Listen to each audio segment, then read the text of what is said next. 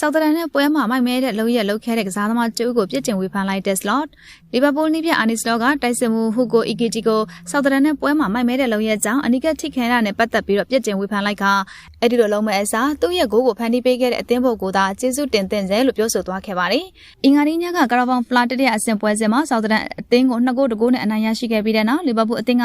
ဒီယာတီပြိုင်ပွဲအားလုံးမှာ9ပွဲဆက်အနိုင်ရရှိထားကရာနှုန်းပြည့်အခြေစွမ်းကိုဆက်လက်ထိန်းသိမ်းထားနိုင်ခဲ့ပါတယ်။ပွဲချိန်ပထမပိုင်းမပြီးခင်မှာပဲအလက်ဇန်ဒါအစ်ဆက်ကသူ့ရဲ့ပထမဆုံးဂိုးကိုသွင်းယူခဲ့ပြီးတော့86မိနစ်မှာတော့ရှီလ်ချားလ်စ်ကဆောက်တရန်အတွက်အခြေပဂိုးကိုသွင်းယူခဲ့ပါတယ်။အဲဒီနောက်မှာတော့ပွဲချိန်တစ်ဝက်မှာကြက်ခိုင်မှုအရာအနာပိခံလာရတဲ့အစ်ဆက်ရဲ့နေရာမှာလူစားဝင်လာတဲ့အီကီတီကီက86မိနစ်မှာအနိုင်ဂိုးကိုသွင်းယူပေးနိုင်ခဲ့တဲ့အတွက်လီဗာပူးအသင်းရဲ့သူရဲကောင်းနောက်တစ်ကြိမ်ဖြစ်ခဲ့ပါတယ်။ဒါပေမဲ့အီကီတီကီဟာဂိုးသွင်းအပီပြောလွန်ကအင်ကြီးချွတ်ပြီးတော့အောင်မခံခဲ့တာကြောင့်တတိယမြောက်အဝါကက်ပြသခံခဲ့ရပြီးတော့ကွန်လန်တိုင်းသောမတ်ဘရမယ်ရဲ့ထုတ်ဝဲခြင်းကိုခံခဲ့ရပါတယ်ရှင်။အီကီတီကီက53မိနစ်ကလေးကဒိုင်လူကြီးရဲ့ဆုံးဖြတ်ချက်ကိုမကျေနပ်တဲ့အတွက်စောရကတက်ခဲ့တာကြောင့်အဝါကက်တစ်ကြိမ်ပြသခံထားရတာဖြစ်ပြီးတော့အင်ကြီးချွတ်တဲ့အတွက်ဒုတိယမြောက်အဝါကက်နဲ့အတူနှစ်ဝါတနီနဲ့ထုတ်ပယ်ခံခဲ့ရတာဖြစ်ပါတယ်။အဲ့ဒီအနီကက်ကြောင့်ဒီနွေရာဒီကမှလီဗာပူးအသင်းကိုရောက်လာခဲ့တဲ့တိုက်စစ်မှုတွေကရှေ့လာမယ့်စနေနေ့မှာကစားမယ့်ခရစ္စတယ်ဘဲလစ်နဲ့အသင်းနဲ့ကစားမယ့်ပရီးမီးယားလိပွဲစဉ်ကိုတော့လွဲချော်သွားမှာဖြစ်ပါတယ်။အဲ့ဒီပွဲစဉ်ဟာလက်ရှိပရီးမီးယားလိမှာအခုထိရှုံးမမရှိသေးတဲ့နှစ်သင်းရဲ့ထိပ်တိုက်တွေ့ဆုံမှုလည်းဖြစ်တာကြောင့်လီဗာပူးအသင်းအနေနဲ့သတိထားဖို့လိုအပ်မှာဖြစ်ပါတယ်။ပွဲပြီးမှာတော့စလော့ကအီကီတီကီရဲ့လောက်ရက်ကအမိုက်မဲပြီးတော့အကြောင်းရင်းမရှိတဲ့လောက်ရက်ဖြစ်တယ်လို့ပြောဆိုခဲ့ပြီးတော့